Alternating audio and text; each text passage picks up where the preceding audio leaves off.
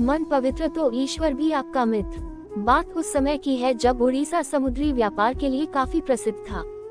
उड़ीसा के व्यापारी बाली, जावा और सुमात्रा जैसे दक्षिण पूर्व एशियाई देशों में अपना माल बेचने के लिए कार्तिक माह में जाया करते थे।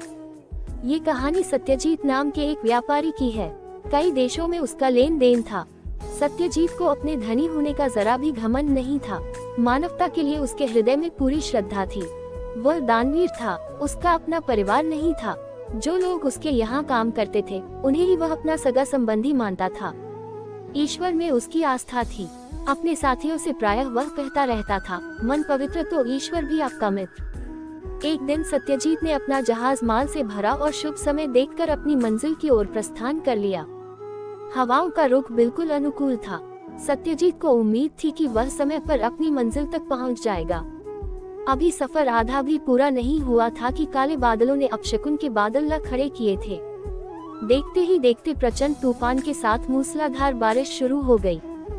खराब मौसम ने समुद्री तूफान का रूप ले लिया। सत्यजीत का विशालकाय जहाज समुद्री लहरों पर कागज की नाव की तरह हिचकोले खाने लगा। सत्यजीत और उसके साथी घबराने लगे।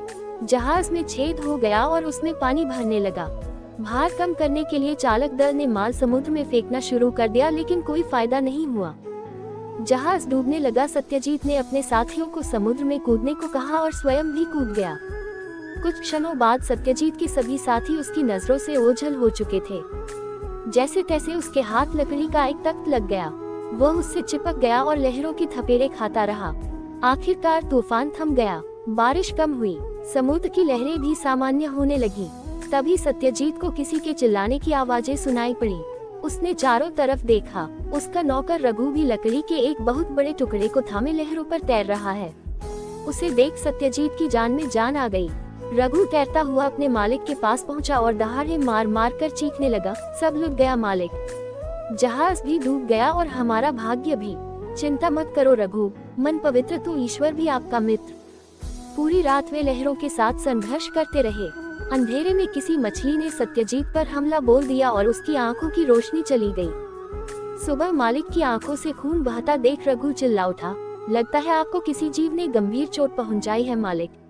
अब क्या होगा? सत्यजीत को दर्द तो हो रहा था, लेकिन वह दुखी नहीं था।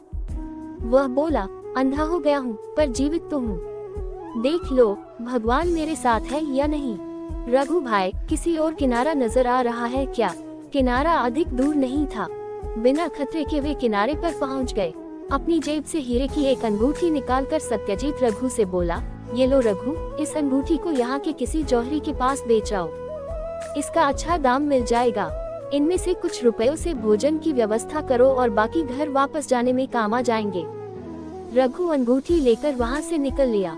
उसे बाजार में बेचकर रघु को काफी रुपया मिल गया। लालच के कारण वह लौटकर गया ही नहीं। बेचारा सत्यजीत भूखा प्यासा बैठा रघु की प्रतीक्षा करता रहा, पर वह नहीं आया। सौभाग्यवश वहीं से गुजर रहे एक सज्जन पुरुष ने देखा कि एक नेत्रहीन व्यक्ति वहां बैठा है। बदहाल हो चुके सत्यजीत को वह राजा के पास ले गया। राजा ने उसकी त्रासदी को सुना और दुख प्रकट किया। दयालु राजा ने उसे महल में रहने के लिए आमंत्रित किया। कुछ देर सोचकर सत्यजीत राजा से बोला, हे राजन, आपके इस प्रस्ताव के लिए मैं आपको धन्यवाद देता हूँ, लेकिन मैं यहाँ हमेशा अतिथि बनकर नहीं रह सकता। मैं चाहता हूँ कि आप सलाहकार के रूप में मेरी सेवाएं लें। आपके सभी महत्वपूर्ण विषयों पर मैं उचित परामर्श दे पाऊंगा। सत्यजीत के बड़प्पन और आत्मविश्वास से राजा काफी प्रभावित हुआ। उस दिन से सत्यजीत राजा के मंत्रिमंडल में शामिल हो गया। कुछ महीनों बाद किसी दूर देश से हीरो का एक व्यापारी राजा के महल में आया। उसके दिखाए आभूषणों में से रानी को हीरे की एक अंगूठी पसंद आ गई और राजा ने सत्यजीत से सलाह लिए बिना अंगूठी खरीद ली। सत्यजीत को जब इस बारे में पता चला तो वह राजा के पास जाकर बोला, आपने अपना वचन नहीं निभाया, मैं अब यहाँ नहीं रुक पाऊंगा। राजा ने इसके लिए क्षमा मांगी और सत्यजीत को अंगूठी थमाते हुए वह बोला, ये रही अंगूठी, अब जरा देखो और बताओ कैसी है। हीरो को परखने के लिए सत्यजीत को आंखों की जरूरत नहीं थी। उसने अंगूठी पर अपनी उंगलियां फेरी और चिल्लाया, ये तो नकली है। आप चाहो तो इसे किसी विश्वसनीय जौहरी को दिखा लो। जौहरी को बुलवाया गया। उसने भी अंगूठी और उस पर लगे हीरे देखे और बताया कि इनका कोई मोल नहीं, ये तो पत्थर हैं। सत्यजीत को धन्यवाद देते हुए राजा बोला, आज के बाद मुझसे ऐसी गलती नहीं होगी। मैं तुमसे सलाह लेना कभी नहीं भूलूंगा। कुछ दिनों के बाद एक युवक को दरबार में पेश किया गया। लंबा चौड़ा शरीर, हृष्ट पुष्ट पहलवान और योद्धाओं जैसी उसकी चाल थी। कौन हो तुम और क्या चाहते हो? राजा ने पूछा। मेरा नाम उग्र है। मैं आपके सबसे बड़े शत्रु राजा विभूति के राज्य से हूँ। मैंने विभूति की सेना के प्रमुख के पद पर 10 वर्षों तक काम किया। फिर एक दिन मैंने उसके सामने आपकी प्रशंसा करने की गलती कर दी। इस पर क्रोधित होकर विभूति ने मुझे निकाल बाहर कर दिया। अब मैं जाता तो कहाँ जाता, इसीलिए मैं आपकी शरण में आया हूँ। मुझसे क्या चाहते हो? राजा ने पूछा। मैं आप जैसे महान शासक की सेवा करना चाहता हूँ, युवक ने कहा। राजा ने सत्यजीत से पूछा, हाँ सत्यजीत, तुम्हारा क्या कहना है? एक दशक तक राजा विभूति के यहाँ एक उच्च पद पर काम करने के बाद भी अगर यही युवक उसके साथ विश्वासघात कर सकता है तो ये किसी को भी धोखा दे सकता है। राजा ने उग्र का प्रस्ताव अस्वीकार करके उसे विदा कर दिया। सुबह होते ही राजा ने सत्यजीत को बुलवा भेजा। मित्र, मैं किन शब्दों में आपका धन्यवाद करूं? सत्यजीत को गले लगाकर वह बोला। क्या हुआ महाराज? कल रात सुरक्षा कर्मियों ने मेरे कक्ष में घुस रहे एक व्यक्ति को धर दबोचा। ये व्यक्ति उग्र था। उसने स्वीकारा कि मेरी हत्या करने के लिए उसे दुष्ट विभूति ने ही भेजा था। अच्छा किया जो तुमने इसे यहाँ न रखने की सलाह दी। इस घटना के बाद राजा सत्यजीत का आभारी हो गया।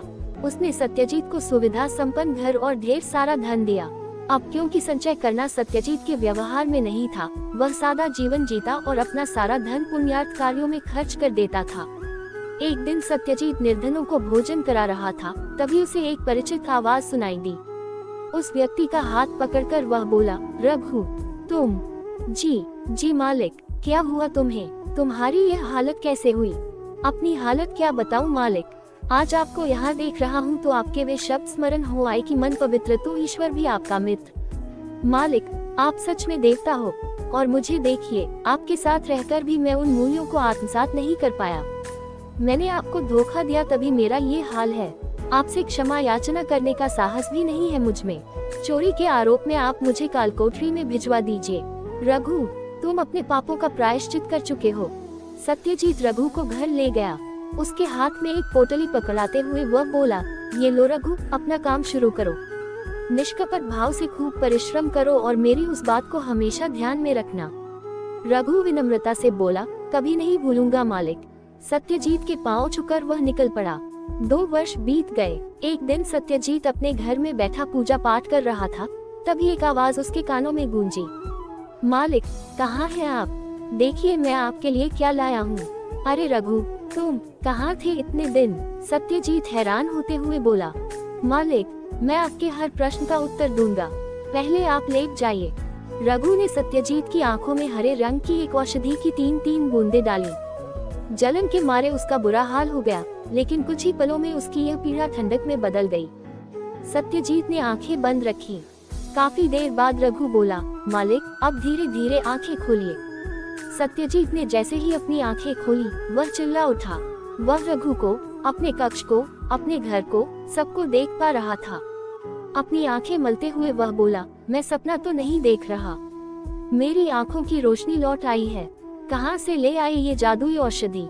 आपकी दी गई राशि से मैंने अपना एक छोटा सा व्यापार शुरू किया। एक व्यापारिक यात्रा के दौरान मुझे एक सज्जन व्यक्ति मिला जो जड़ी बूटियों से औषधि बनाने में निपुण था। उसकी बनाई औषधियाँ कई असाध्य रोगों में कारगर है। यह औषधि मैं उसी से लेकर आया हूँ। खुशी के मारे सत्यजीत ने रघु को गले से लगा लिया और आशीर्वाद दिया, ईश्वर सदा तुम्हारे साथ रहे। अगर आपको मेरी यह कहानी अच्छी लगी हो तो प्लीज मेरे चैनल को सब्सक्राइब कर देना, लाइक कर देना, शेयर कर देना और